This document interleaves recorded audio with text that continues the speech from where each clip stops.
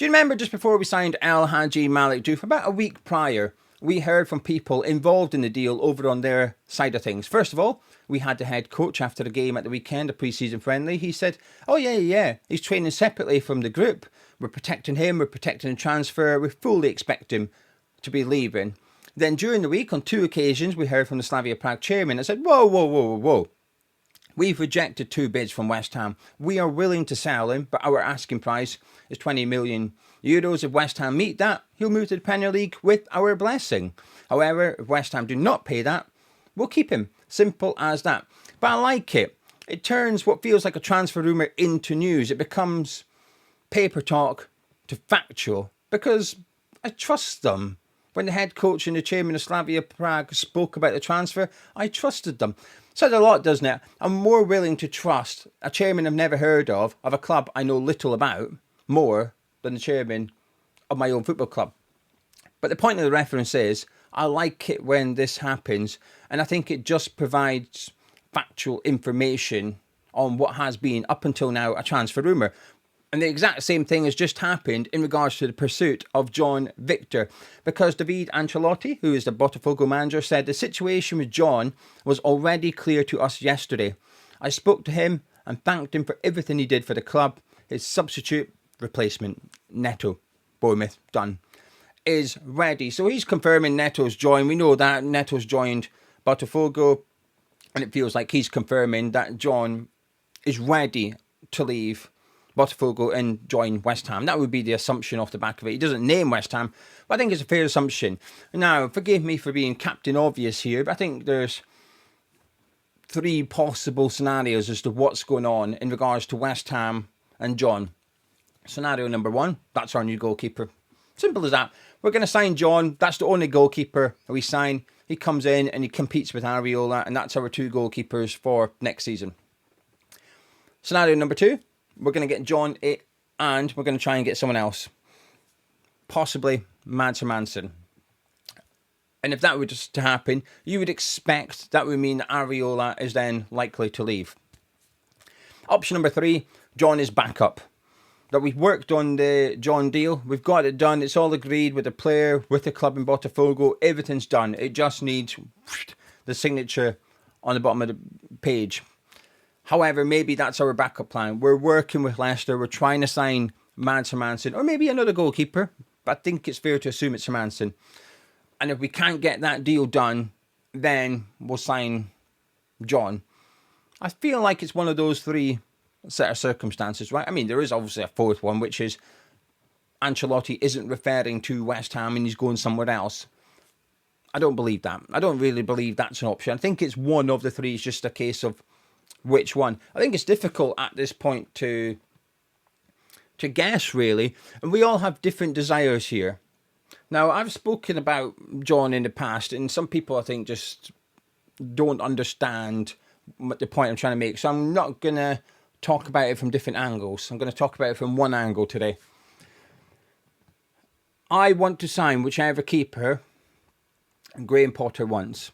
Now, I use Graham Potter because people will say whoever Macaulay wants, but historically, Potter has relied on his goalkeeping coaches to help identify which keeper to go and get. So when he was at Swansea, when he was at Chelsea, it's the goalkeeper coach that Potter's leaned on and said, who we're going to get, which goalkeeper do we want to bring in. Maybe it is Macaulay this time round, but sometimes coincidences do happen. But here's something that's factually happened, right? We didn't sign a goalkeeper all summer. Kasper Ankergren rocks up at West Ham, and very quickly bids are going in for goalkeepers. I don't think that's a coincidence. I think he's come in, Ankergren's come in as the main goalkeeper. We've gotten 2, but he's the lead one. And I think Potter's working with him and Macaulay. I'm sure Macaulay will be involved in the conversations, etc. But the reason I say Potter is because ultimately he will listen to Ankergren, he will listen to Macaulay. But hopefully he's the one with the final decision that says, okay, go get that guy. Based on your recommendation, the advice, the research, that's the one I want to go get. And if that is John, I hope we sign John. If it's Hermansen, I hope we sign Hermansen. If it's Zetterer, I hope we sign Zetterer. You get my point. Now, personally,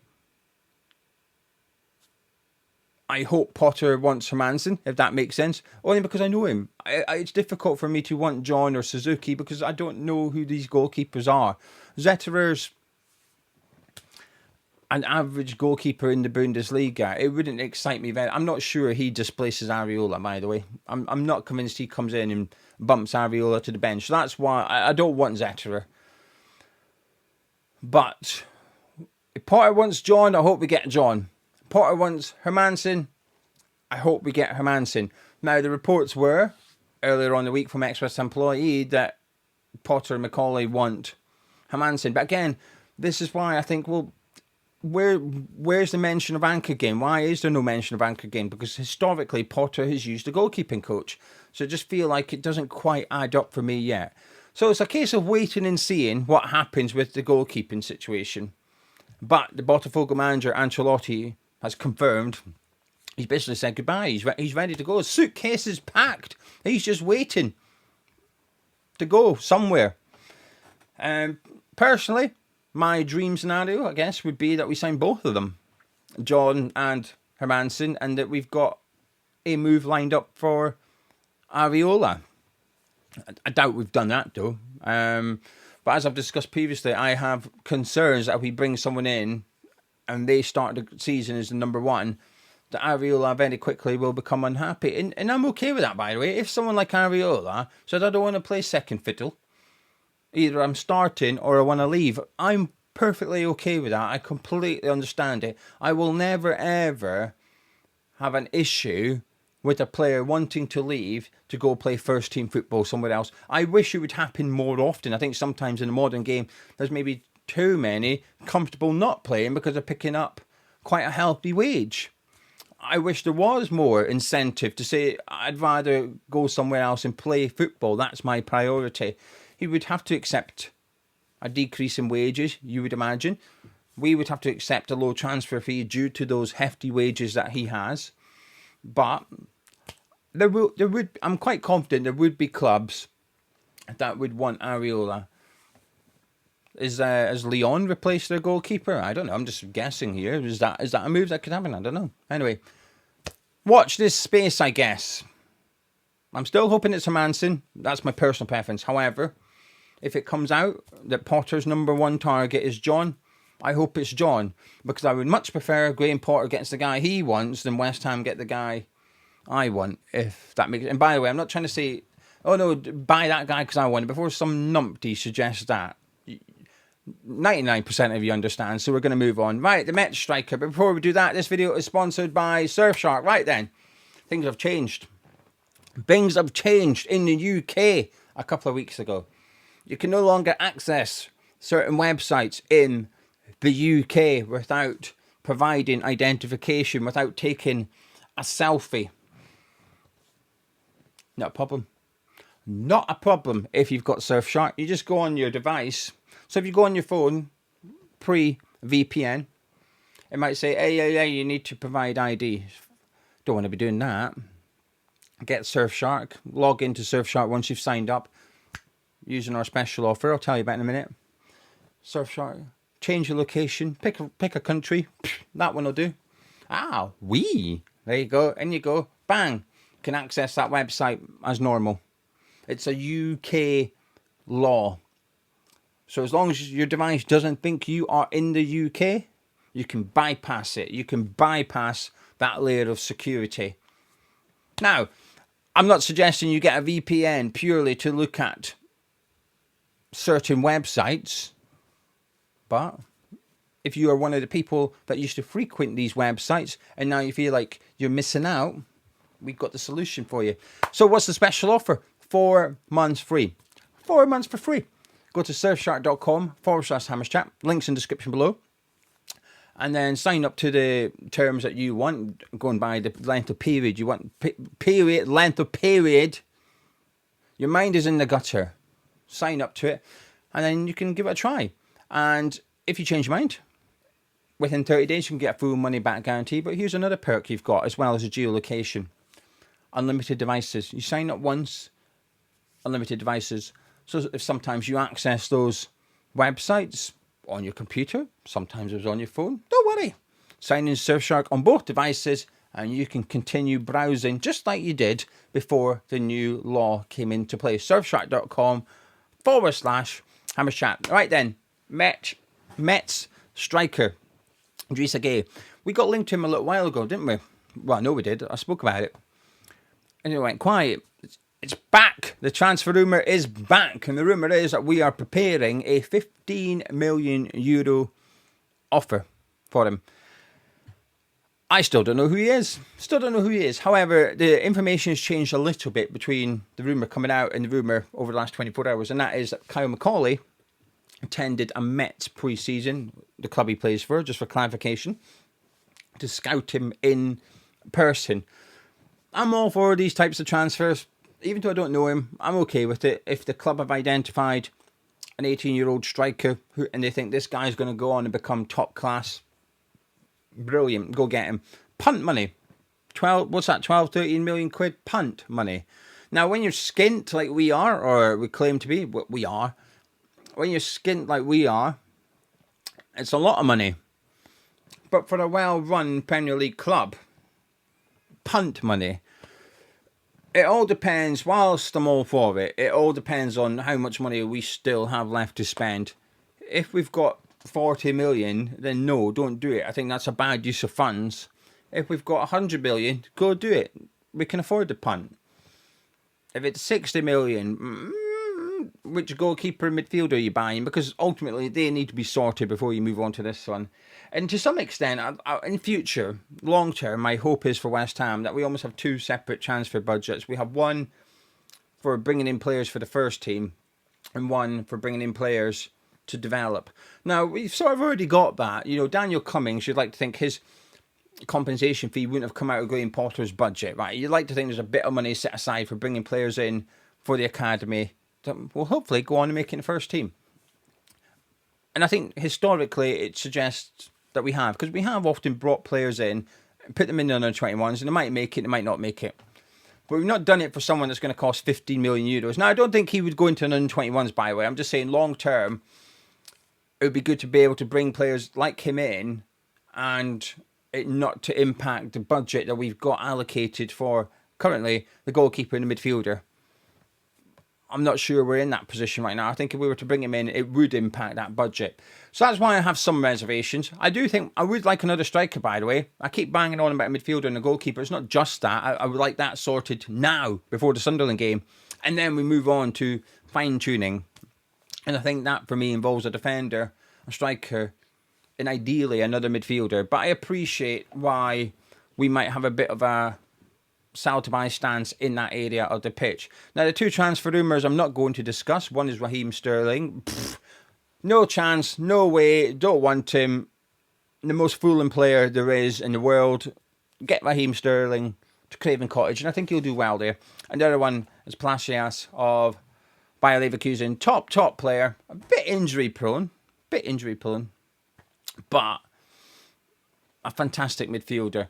Would I like him at West Ham? I mean, if he wasn't injury prone, 100%, but he does pick up a lot of injuries. But I'd still be all for it, considering what he'd bring. It's just unrealistic. Completely unrealistic. Now, speaking of the midfielders, the Ramsey rumour ain't going away. Yes, Rodgers picked up a knock in training in a friendly yesterday. It doesn't feel like it's too serious. I've been having a look because Rodgers is in my FPL team, so I was like, hang on a minute, do I need to make a change here? So I think there's maybe a bit of a worry that he might miss next weekend, but that's it. So that's not going to hinder any transfers out of Villa Park. So the Ramsey one's still going around. But the rumour I want to speak about is that we've got 30 million to spend on a midfielder. But I find it difficult to know how much money we've got to spend on a midfielder until we get this goalkeeping thing wrapped up. And I think we're doing a little bit backwards. My priority coming into the transfer window was always midfielder. However, I appreciate that Potter and McCauley that was their priority. But I'm a little bit worried we're doing it backwards in the sense that if we were to bring in, say, Hermansen, it's going to have a knock-on effect as to how much we can spend on a midfielder. And I feel like we're prioritising the wrong position, and therefore the budget for what should be the priority position, in my opinion, is being impacted by us purchasing Diouf, to some extent, Walker-Peters and Wilson, and now a goalkeeper. So whilst I'm all for Hermansen, there is a bit of me that says, excuse me, if we sign Hermansen, how much have we got left for the midfielder? Because if it's 20 million, then I think I'd be inclined to look at the £10 million mark, like the John price, which is 7-8 million or something, and put that extra money in towards a midfielder. Because I think it says 30 million for a midfielder. I'm not going to lie, I thought, you'll get a good midfielder for that. But I think you could do with a bit more than 30 million, just in case. You don't want to go after a midfielder and the price is 35 million and you go, oh, well, can't afford him, let's go elsewhere. No, don't. There's always going to be a cut-off, right? I just don't think 30 million is that price for me. If you said to me, what's the maximum West Ham should spend on a central midfielder this summer? Graham Potter and Kyle McCauley have got their number one midfielder. They're convinced he's going to make a massive difference. He's going to be box to box. He's going to bring creativity. Defensively, he's good. On the ball, he's brilliant. He's got everything you want as a midfielder. What's the maximum budget? I think 50 million would be mine. I appreciate it. Like I said, do we have that to spend? No, but that's my point. We should be doing everything to make sure we've got enough money to go get that midfielder. Now, if Potter and McCauley have identified 3 midfielders and they're all around the £30 million mark, then great. As long as we get the one they want.